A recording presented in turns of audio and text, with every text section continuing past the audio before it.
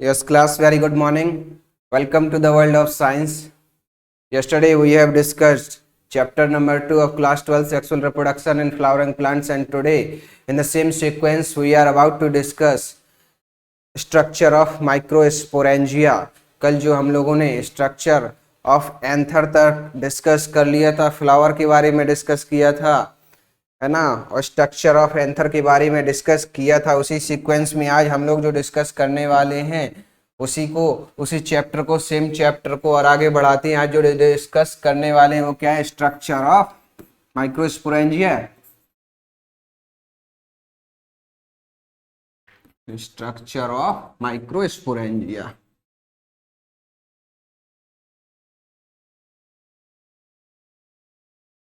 ठीक है। कल जो डायग्राम मैंने आपको बताया था एंथर का, कुछ इस तरीके से, ठीक है, बाई लोब्यूलर होता था, ठीक है। बीच में से एक लाइन इस एंथर को दो लोब्स में डिवाइड कर देती थी, और ये लाइन क्या कहते थे इसको? कनेक्टिव टिश्यू की बनी हुई होती थी, कनेक्टिव टिश्यू की, ठीक है। अब ये दो लोब भी आपस में दो दो पार्ट्स में डिवाइड होते थे, सेप्टम बोलते थे इसको, SEPTUM, ठीक है। सेप्टम से ये दो लोब भी आपस में दो दो पार्ट्स में डिवाइड होते थे। चार कोनों पे चार सर्कुलर स्ट्रक्चर्स प्रेजेंट होते थे, जिसको क्या बोलते थे? माइक्रोस्पोरेंजिया प्रेजेंट होते थे। इसीलिए ही इस एंथर को क्या बोला जाता था? Four sided structure. क्लियर है? फोर साइडेड स्ट्रक्चर भी बोल दिया जाता था, या फिर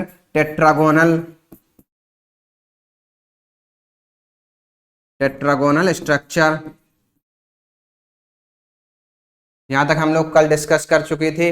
जैसे एंथर मैच्योर होता था, ये सेप्टम जो बीच का है, ये सेप्टम क्या होना शुरू हो जाता था भाई? डीजनरेट होना शुरू हो जाता था ये सेप्टम आपस में, ठीक है। डीजनरेट होने के बाद ये माइक्रोस्पोरेंजिया दोनों आपस में फ्यूज हो जाती थी, दोनों तरफ की, ठीक है। ये दोनों फ्यूज होके एक कंप्लीट स्ट्रक्चर बना लेती थी, जिसको बोलते थे क्या? पॉलन सैक, ठीक है। तो दो पॉलन सैक इस तरीके से इसमें फॉर्म हो जाते थे। यहां तक अपन डिस्कस कर चुके थे कल की क्लास में, ठीक है। आज जो हम लोग डिस्कस करने वाले हैं वो क्या है? Structure of microsporangia. मतलब कहने का ये है कि जो ये छोटे छोटे से चार स्ट्रक्चर्स कॉर्नर्स में फॉर्म हो गए थे, कॉर्नर्स में जो ये छोटे छोटे से चार स्ट्रक्चर्स, ये लो 1 2 3 4, ठीक है, ये चारों क्या है? माइक्रोस्पोरेंजिया है। इसमें से अपन एक स्ट्रक्चर की बात, अभी इसका स्ट्रक्चर क्या होता है डिस्कस करने वाले हैं, ठीक है। यहाँ पे आपको एक डायग्राम देखने को मिलेगा एनसीईआरटी में, वो कुछ इस तरीके से होगा, ठीक है। ये क्या है भाई? एंथर को जब अपन ने ट्रांसवर्स सेक्शन लिया है, यानी कि ऐसे अगर एक एंथर है इस तरीके से, उसको ऐसे बीच में से ट्रांसवर्सली उसको क्या किया गया है? काटा गया है। उसके बाद फिर ये इस तरीके से आपको दिखाई देगा वो, ठीक है।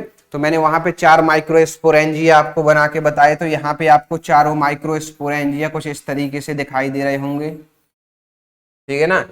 कितने माइक्रोस्पोरेंजिया होते थे? चार माइक्रोस्पोरेंजिया। मैंने बीच में से एक टिश्यू बताया था जो इनको, इस एंथर को दो लोब्स में डिवाइड करते हैं, इसको क्या बोलते थे? ये क्या है? Connective tissue. ये कौन सा टिश्यू है? कनेक्टिव टिश्यू है, ठीक है। तो इसी माइक्रोस्पोरेंजिया को अपन एलाबोरेट करके, ये पार्ट अपन ने यहाँ पे जूम किया है, छोटा सा इतना सा हिस्सा निकाल के यहाँ पे जूम करके दिखा दिया गया है क्या अरेंजमेंट रहता है, कैसा क्या रहता है, ठीक है। तो जो आउटरमोस्ट लेयर है इसको बोलते हैं क्या? एपिडर्मिस, ठीक है। चार लेयर का ये माइक्रोस्पोरेंजिया है, चार लेयर का बना हुआ होता है। आउटरमोस्ट जो लेयर होती है उसको क्या बोलते हैं? एपिडर्मिस।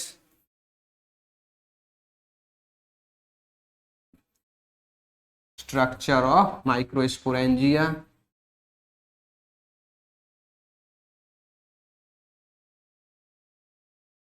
ठीक है। क्या है? Structure of microsporangia. चार लेयर्स में, चार पार्ट्स में डिवाइड है। जो फर्स्ट लेयर है, आउटर मोस्ट लेयर है, वो क्या बोल रहे हैं उसको? एपिडर्मिस बोल रहे हैं आउटर मोस्ट लेयर को। ठीक है, पहली बात तो क्या, ये आउटर मोस्ट लेयर है और सिंगल सेल्ड थिक होगी। भाई कितनी सेल्ड थिक होगी? सिंगल सेल्ड थिक होगी। और ये आप अपने आप में कैसी रहेगी? Protective in nature. कैसी? Protective in nature. यानी कि माइक्रोस्पोरेंजिया के अंदर क्या बनता है? पॉलन ग्रेन्स बनते हैं, माइक्रोस्पोर्स बनते हैं। तो उन माइक्रोस्पोर्स को ये क्या प्रोवाइड कराती है? प्रोटेक्शन प्रोवाइड कराती है। ठीक है, तो एपिडर्मिस क्या आउटर मोस्ट लेयर है और ये प्रोटेक्टिव इन नेचर रहती है। उसके बाद दूसरे नंबर पे अगर अपन बात करें तो दूसरे नंबर पे कौन सी लेयर होती है? एंडोथीसियम लेयर होती है। ठीक है, कौन सी? एंडोथीसियम। ठीक है, पहले तो क्या ये सेकंड लेयर है। ठीक है, सेकंड लेयर है। और दूसरी बात क्या कि ये भी क्या प्रोवाइड कराती है भाई? प्रोटेक्शन प्रोवाइड कराती है। इसका भी क्या फंक्शन होगा? प्रोटेक्शन का। अदर देन प्रोटेक्शन, ये जो एंडोथीसियम है यही रिस्पॉन्सिबल होती है, ये हेल्प करती है एंथर के डेहिसेंस के टाइम पे। हेल्प्स इन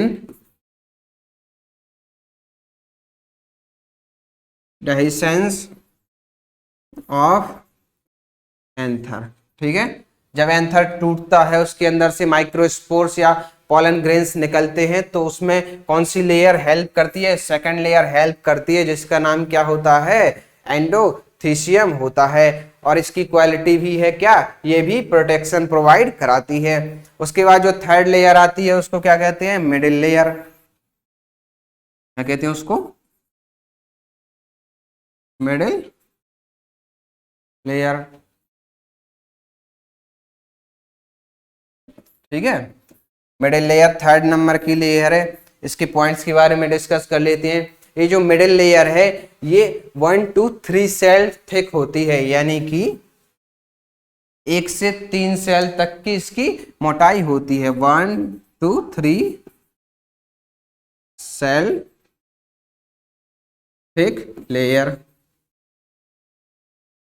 ठीक है, इसकी चौड़ाई की बात करें, इसकी मोटाई की बात करें तो कितनी होगी? 1 to 3 सेल थिक लेयर होगी। ठीक है, और ये भी किसमें हेल्प करती है? ये भी एंथर के डेहिसेंस में हेल्प करती है। हेल्प्स इन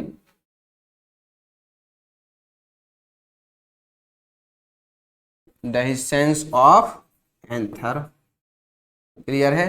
ये भी डेहिसेंस में हेल्प करती है, एंथर के टूटने में या फूटने में या फटने में हेल्प करती है। मिडिल लेयर भी और एंडोथीसियम भी। और इसकी क्वालिटी भी कैसी होगी? ये भी प्रोटेक्टिव होगी। ये भी प्रोटेक्टिव इन नेचर। ठीक है, ये भी क्या कराएगी? प्रोटेक्शन प्रोवाइड कराती है। ठीक है, उसके बाद लास्ट अगर बात करें फोर्थ लेयर की तो फोर्थ लेयर कौन सी होती है? Tapetum.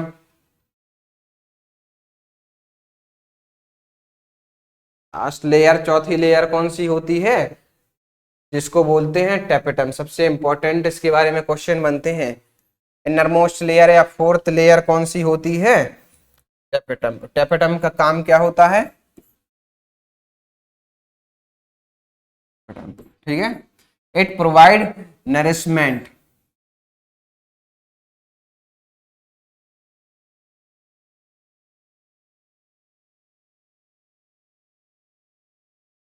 Nourishment to the developing pollen grains।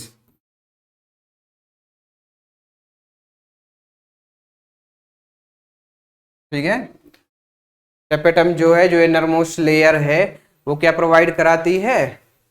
Nourishment provide कराती है। जो नए नए पॉलन ग्रेन्स डेवलप हो रहे होते हैं या फिर माइक्रोस्पोर्स जो डेवलप हो रहे होते हैं उनको क्या प्रोवाइड कराती है, न्यूट्रिशन प्रोवाइड कराती है। ठीक है, इसके अंदर जो होता है ये टेपेटम जो होती है, इसके अंदर जो सेल्स होती हैं उसका जो साइटोप्लाज्म है वो क्या होता है, बहुत ज्यादा डेंस होता है, डेंस साइटोप्लाज्म होता है। ठीक है, और इसके अंदर मैनी न्यूक्लियाई होते हैं, ने मैनी न्यूक्लियाई प्रेजेंट होते हैं। ठीक है, साइटोप्लाज्म जो रहेगा वो कैसा रहेगा, डेंस साइटोप्लाज्म रहेगा, और न्यूक्लियाई जो रहेंगे वो कैसे रहेंगे, मैनी न्यूक्लियाई प्रेजेंट इसके अंदर में रहते हैं। ठीक है, तो ये तो हो गया आपकी ये 4 वॉल लेयर्स की। ठीक है, अब जो माइक्रोस्पोरेंजियम होते हैं, अगर अपन डायग्राम की बात करें तो इसके सेंटर में एक टिश्यू इकट्ठा होने लगता है, सेम टाइप ऑफ सेल्स इकट्ठी होने लगती हैं। ठीक है, जिसको एनसीईआरटी ने आपके बोला है होमोजीनस सेल्स। ठीक है, क्या बोला है, होमोजीनस सेल्स।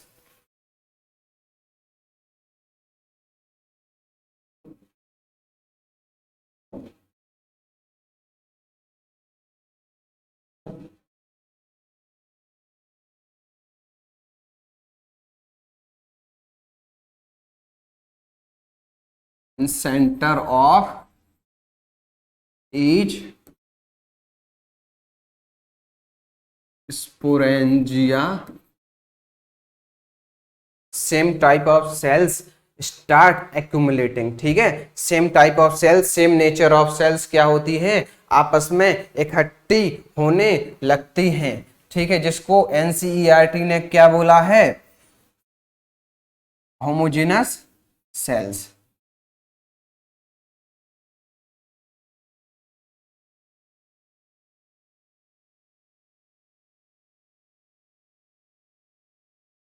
अब होमोजेनस का मतलब आपको पता होगा सेम टाइप। ठीक है, तो सेम टाइप ऑफ सेल्स, उनका नेचर कैसा है, सेम है, इसीलिए उसको एनसीईआरटी वालों ने बोल दिया है होमोजेनस सेल्स। इसी होमोजेनस सेल्स के ग्रुप को, आपको सबको पता होगा ग्रुप ऑफ सेल्स को टिश्यू कहा जाता है, तो इसी होमोजेनस सेल्स के ग्रुप को क्या कह दिया जाता है, स्पोरोजेनस टिश्यू,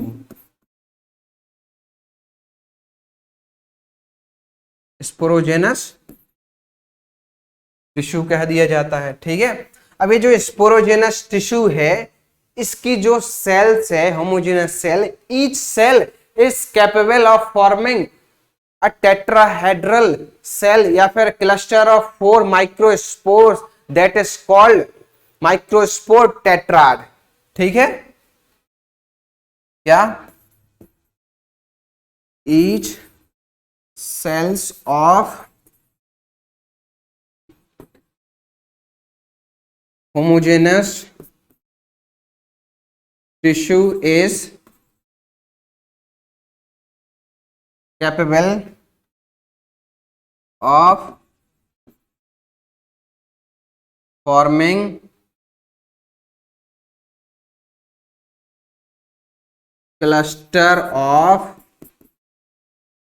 4 microspores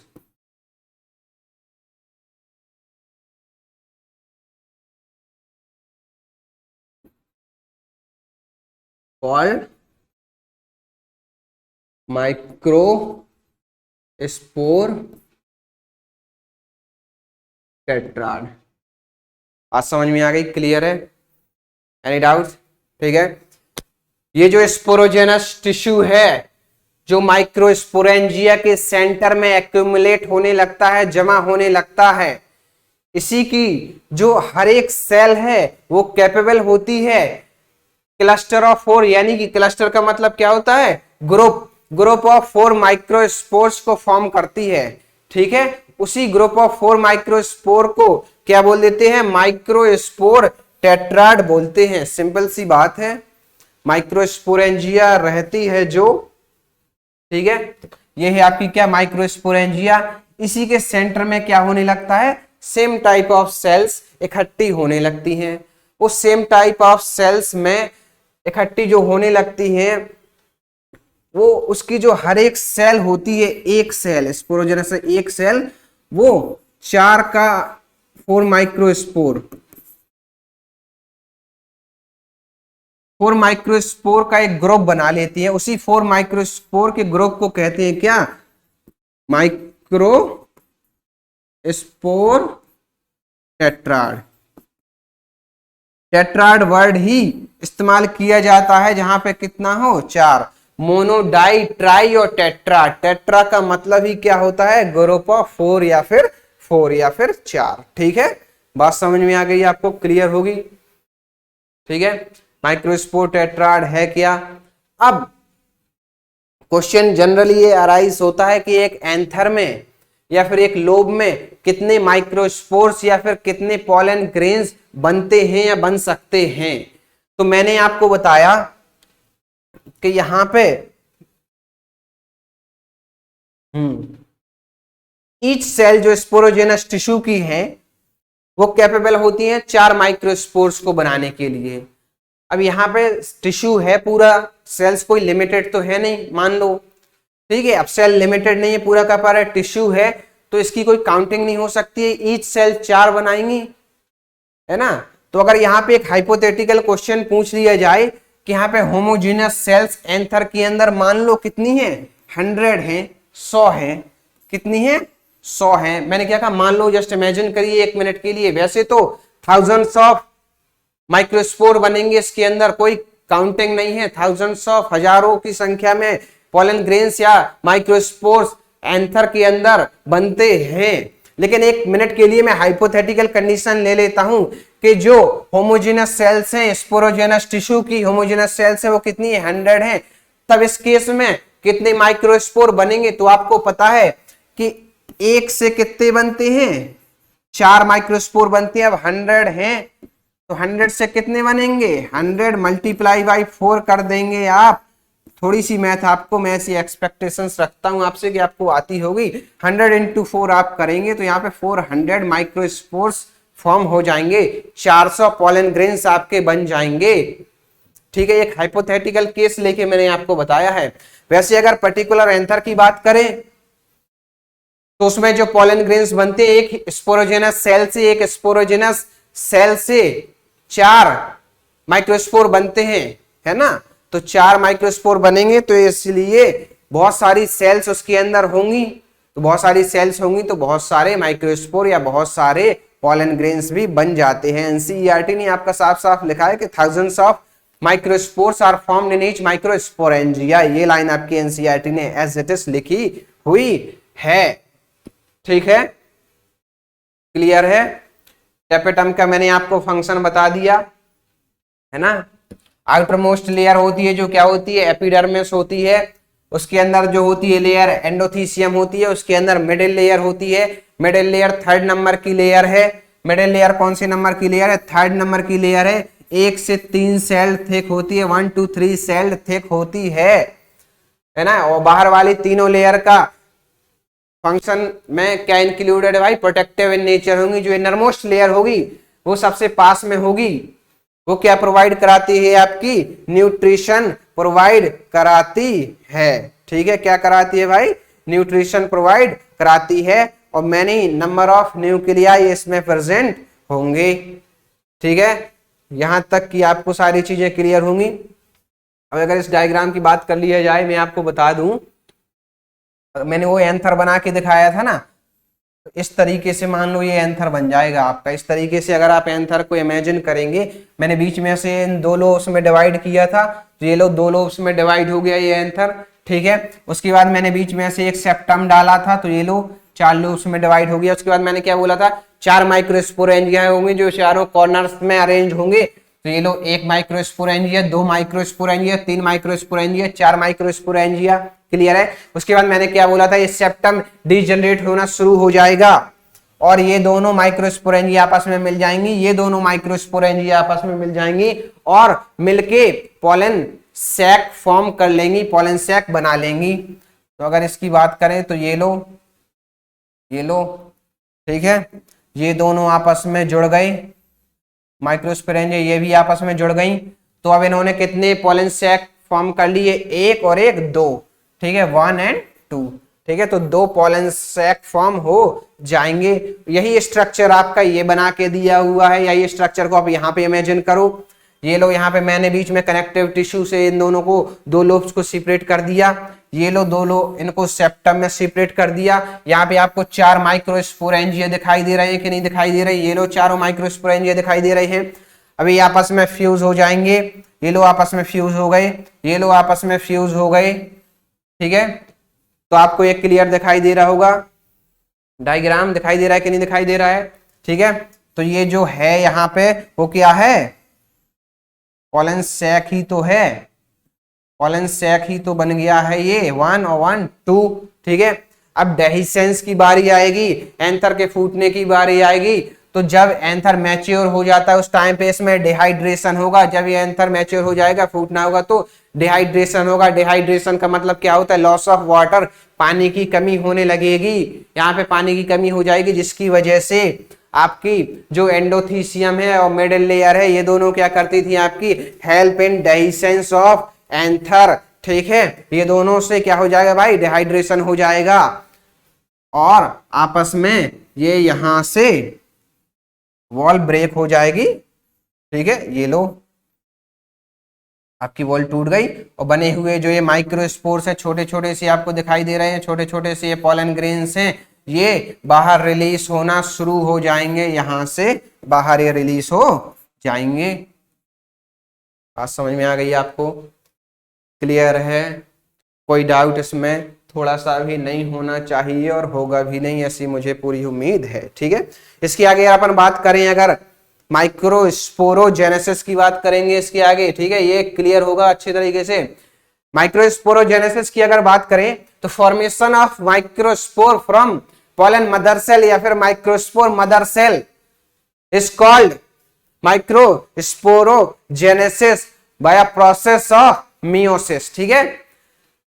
मियोसिस की हेल्प से पॉलन मदर सेल से माइक्रोस्पोर्स का फॉर्मेशन होता है, ठीक है। अगर अपन डेफिनेशन की बात करें तो लो भैया, डेफिनेशन की बात करें तो देखो यहां पे डेफिनेशन क्या हो जाएगी, सुन लो ऐसे ही।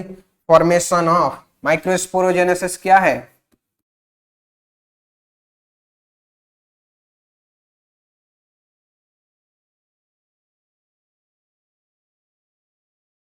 देखो यहां पे वर्ड आया, दो वर्ड से मिलके बना है क्या? माइक्रोस्पोरो और जेनेसिस, ठीक है। जेनेसिस का मतलब ही होता है क्या? सिंथेसिस। सिंथेसिस, सिंथेसिस का मतलब क्या होता है? फॉर्मेशन। फॉर्मेशन का मतलब बनना। क्लियर है? ठीक है।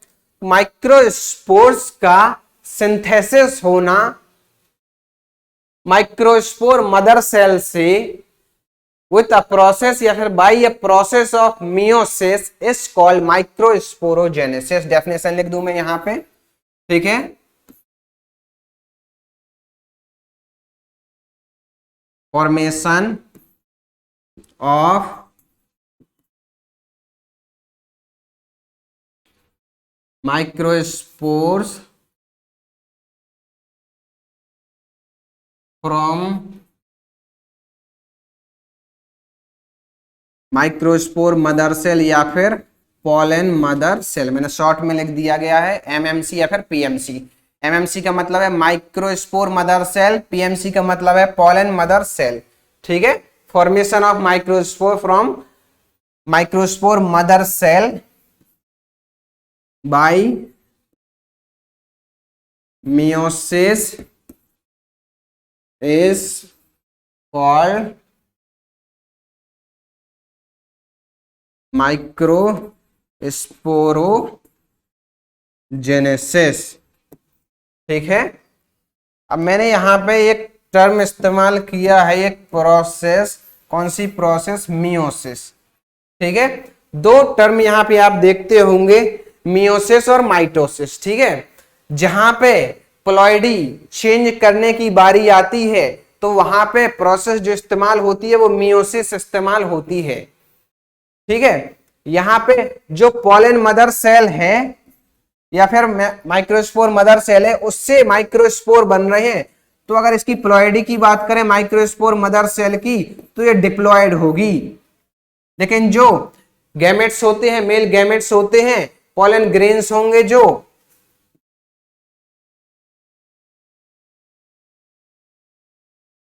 पॉलन ग्रेन, डाउट नहीं होना, कंफ्यूज नहीं होना, इसी को माइक्रोस्पोर भी बोलते हैं, ठीक है। पॉलन ग्रेन्स जो होंगे उसकी प्लॉइडी क्या होती है, हैप्लॉइड एन, ठीक है। तो 2n से n में डिवाइड करना, इसीलिए मियोसिस होगा। मियोसिस को रिडक्शनल डिवीजन भी कहा जाता है। दो टर्म आते हैं आपके, क्या, माइटोसिस और मियोसिस, ठीक है।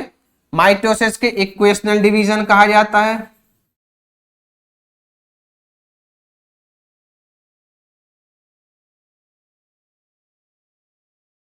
मियोसिस को कहा जाता है रिडक्शनल।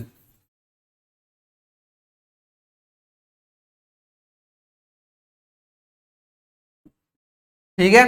कोई भी ऑर्गेनिज्म मान लो यहाँ पे एक्स है जिसकी प्लॉइडी है 2n यानी कि डिप्लॉयड है, अगर यहाँ पे इससे y बन गया और इसकी प्लॉइडी भी 2n है, तो यहाँ पे आपको पूछा जाए कि यहाँ पे जो प्रोसेस हुई है वो कौन सी हुई है, मियोसिस हुई है कि माइटोसिस हुई है, तो आप प्लॉइडी देख लेंगे।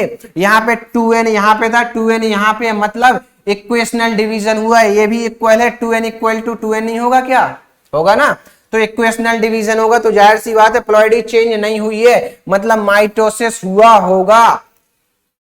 और अगर यहाँ पे प्लॉइडी आपको बता दी जाए कि प्लॉइडी कैसी हो गई है, n, 2n से n हो गई है, 2n से अगर n हो गई है, तो जाहिर सी बात है आपको पता चल जाना चाहिए कि यहाँ पे क्या हुआ है, रिडक्शनल डिवीजन, यानी कि प्लॉइडी 2n से n हो गई है, मतलब रिड्यूस हुई है।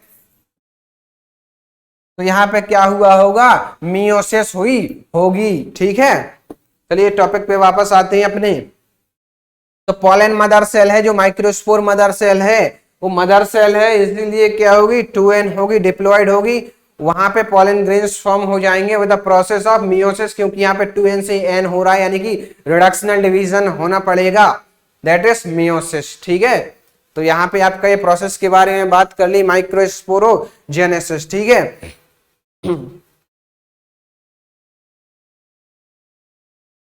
यहाँ पे और थोड़ा सा और बात करें अगर, तो पॉलन जो मदर सेल है,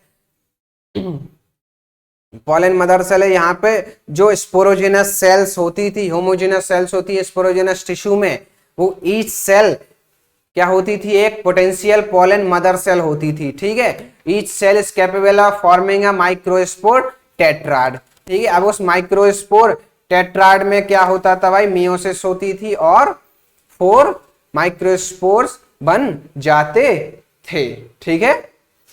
यहां पे क्या होता था,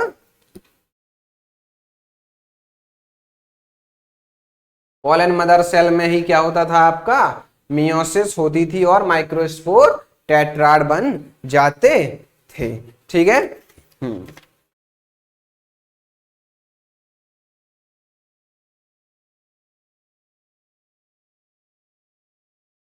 ठीक है, पॉलन ग्रेन के बारे में भी थोड़ा सा डिस्कस कर लें क्या, ठीक है। जो माइक्रोस्पोर्स होते थे, माइक्रोस्पोर टेट्राड के फॉर्म में फॉर्म होते थे, 4-4 के क्लस्टर में, ठीक है। ये 4 आपस में अलग होके क्या बनाएंगे, पॉलन ग्रेन्स बना लेते हैं, ठीक है, ये माइक्रोस्पोर टेट्राड से,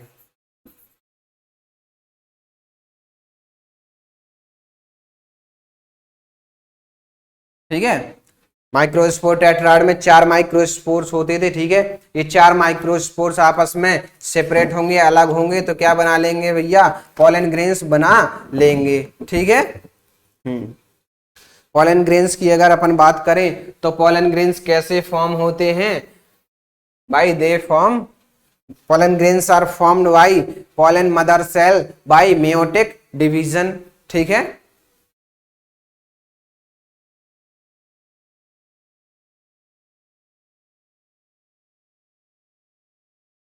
pollen grains are formed by pollen mother cell by meiosis, ठीक है। और ये pollen grains किसको रिप्रेजेंट करते हैं? They represent male gametophyte, they represent male gametophyte,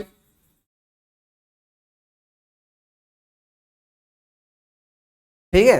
अब अगर पॉलन ग्रेन्स के स्ट्रक्चर की बात करें अपन, ठीक है, तो पॉलन ग्रेन्स कैसे होते हैं? Generally they are spherical in structure, ठीक है। कैसे शेप में होते हैं? स्फेरिकल शेप में होते हैं, ठीक है। इनकी जनरली दो वॉल्स होती हैं, दो लेयर होती हैं इनके अंदर, ठीक है। ये तो मान लो हो गई एक आउटर मोस्ट लेयर, इसके अंदर एक इनर मोस्ट लेयर भी होगी। आउटर मोस्ट जो लेयर होती है इसको क्या बोलते हैं? एक्साइन, ठीक है। आउटर मोस्ट लेयर को क्या बोलते हैं? एक्साइन। और जो इनर मोस्ट लेयर होगी इसको बोलते हैं क्या? इंटाइन, ठीक है। आउटर मोस्ट जो लेयर होती है एक्साइन, वो बनी हुई होती है किसकी? स्पोरोपोलेनिन,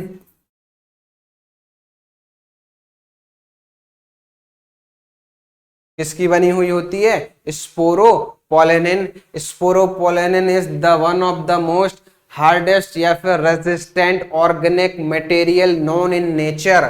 स्पोरोपोलेनिन जो है आज के टाइम पे जो क्या है? हार्डेस्ट ऑर्गेनिक मटेरियल नोन है ना। ये बहुत ज्यादा रेजिस्टेंट, सॉरी हार्डेस्ट नहीं, it is one of the most resistant organic material.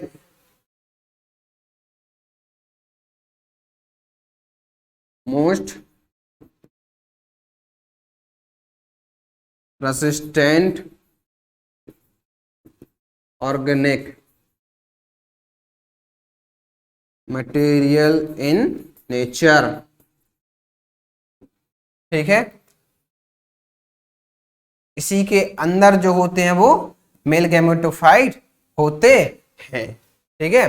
जो इनर मोस्ट, ये तो एक्साइन की बात कर ली, स्पोरोपोलेनिन की बनी हुई है, मोस्ट रेसिस्टेंट होती है, ठीक है। और यही ये रेसिस्टेंट होने की वजह से ही ये पॉलन ग्रेन्स को हम प्रिजर्व करके रख पाते हैं।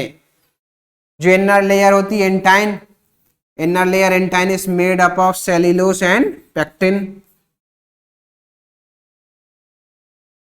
सेल्यूलोज एंड पेक्टिन की बनी हुई होती है इनर मोस्ट लेयर, जिसको क्या बोलते हैं? एंटाइन बोलते हैं, ठीक है। अब ये आउटर मोस्ट लेयर है स्पोरोपोलेनिन, एक जगह पे कहीं ना कहीं ये एब्सेंट होती है, ठीक है। क्या होगी ये? थोड़ी सी जगह पे, देखो पूरे पॉलन ग्रेन्स पे आउटर मोस्ट लेयर जो एक्साइन है सब कहीं स्पोरोपोलेनिन प्रेजेंट होगा, सब कहीं क्या प्रेजेंट होगा? स्पोरोपोलेनिन प्रेजेंट होगा। छोटे से जगह पे, एक छोटी सी जगह पे स्पोरोपोलेनिन एब्सेंट होगा यहाँ पे, ठीक है। कहीं पे भी हो सकता है, मैंने यहाँ पे बना दिया। इसको क्या बोलते हैं? जर्मपोर। इसको क्या बोलते थे? जर्मपोर। ये जर्मपोर ही वो जगह है जहां से पॉलन ट्यूब अराइज होता है, जहां से पॉलन ट्यूब अराइज होता है और मेल गैमेट्स बाहर आते हैं। बात समझ में आ गई स्ट्रक्चर के बारे में आपको? ठीक है, ठीक है। स्ट्रक्चर के बारे में आपको क्लियर है? अब पॉलन ग्रेन की अगर अपन बात करें यहां पे सेपरेटली,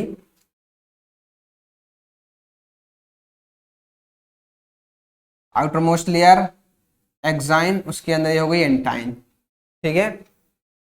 इसके अंदर पॉलन ग्रेन के अंदर साइटोप्लाज्म जो है वो बहुत डेंस होता है। कैसा होता है? डेंस साइटोप्लाज्म होता है, ठीक है।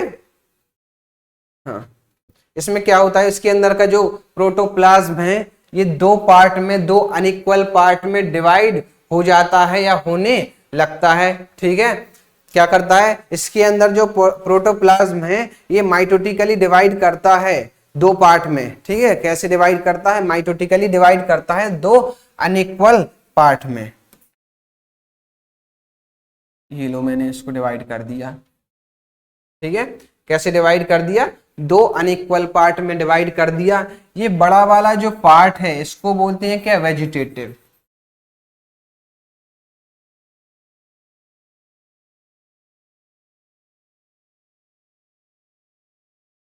ठीक है, इसको क्या बोल देते हैं, वेजिटेटिव सेल बोल देते हैं, ठीक है।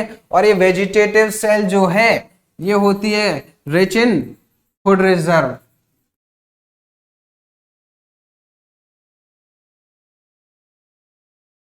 ठीक है।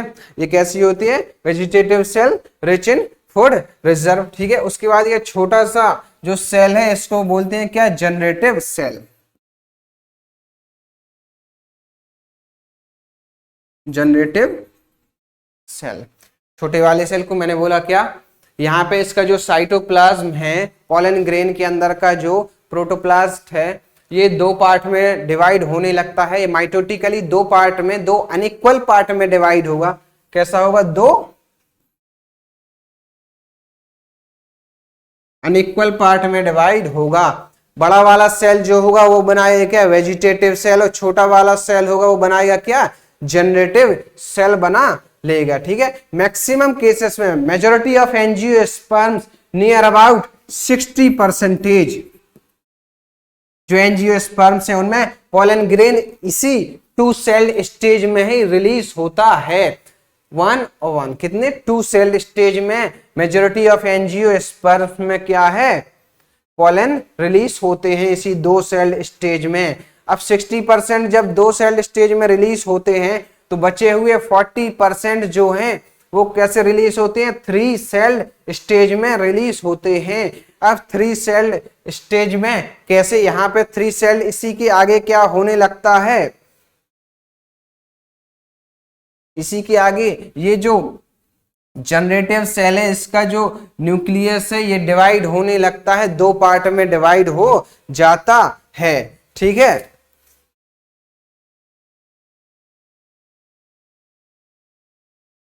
ठीक है, ये जो जनरेटिव सेल है यही डिवाइड हो जाती है टू मेल गैमेट्स में, how many, two male gametes में। अगर मैं यहाँ पे बना दूं वन और वन, ये कितने, टू मेल गैमेट्स में डिवाइड हो जाती है कौन सी सेल, आपकी जनरेटिव सेल।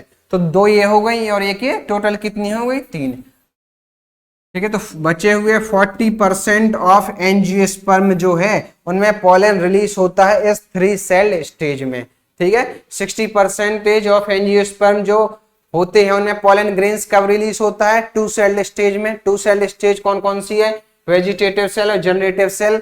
बचे हुए 40% ऑफ एंजियोस्पर्म में क्या होता है कि यही फर्दर जनरेटिव सेल जो है दो मेल गैमेट्स में डिवाइड हो जाती है, डिवाइड इनटू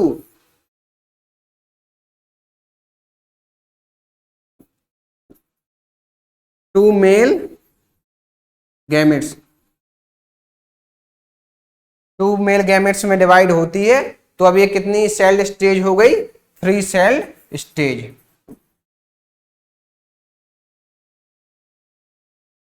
ठीक है।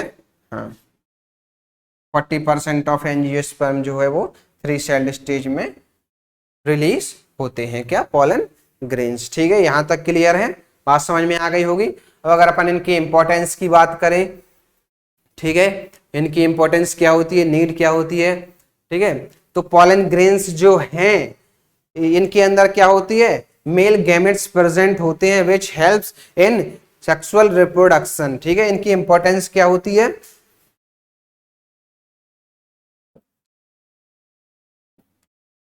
पॉलन ग्रेन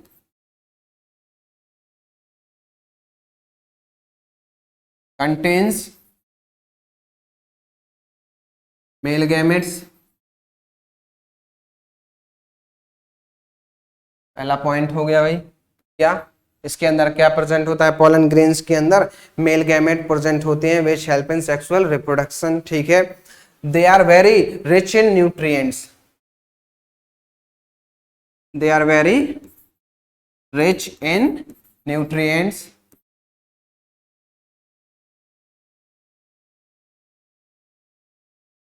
and also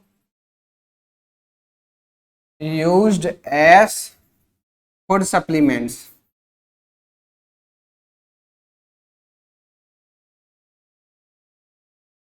इनको फूड सप्लीमेंट्स के तौर पे भी पॉलन ग्रेन्स को इस्तेमाल किया जाता है. Also used as food supplements because they are very rich in nutrients and these are used by athletes. जो लोग एथलीट्स होते हैं, रनिंग करते हैं, दौड़ते हैं लंबी लंबी रेसेस, या हॉर्सेस को भी, घोड़ों को भी ये खिलाए जाते हैं. Only the reason behind this is because pollens are very rich in nutrients. ठीक है, और इनको स्टोर भी किया जाता है. पॉलन ग्रेन्स और are also stored for crop breeding programmes.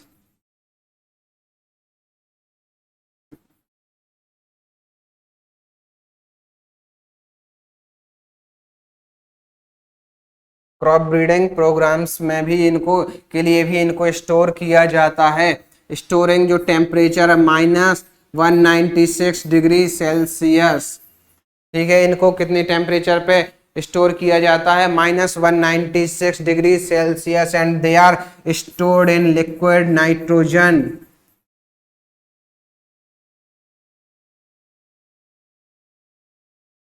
They are stored in liquid nitrogen at -196 degree Celsius, and this process of storing pollen grains is called cryopreservation. आप लोगों को याद आ रहा होगा, मैंने क्वेश्चन पेपर में अभी ये क्वेश्चन डाला था. ठीक है ना? हाँ. And this process of storing pollen grains in liquid nitrogen at -196 degree Celsius temperature is called cryopreservation. ठीक है, यहां तक कोई डाउट? किसी को कोई डाउट यहां तक नहीं होना चाहिए और होगा भी नहीं. ठीक है, तो आज की क्लास यहां तक रखते हैं, बाकी कंटिन्यू करेंगे हम लोग नेक्स्ट क्लास में. ठीक है ना? हाँ. और क्या क्या आज हम लोगों ने देखा है? हाँ, ठीक है, स्ट्रक्चर ऑफ माइक्रोस्पोरेंजिया के बारे में डिस्कस किया है, माइक्रोस्पोरोजेनेसिस के बारे में पढ़ा है. ठीक है. Okay class, that's it for today guys. Thank you so much. Have a very good day ahead. Thank you.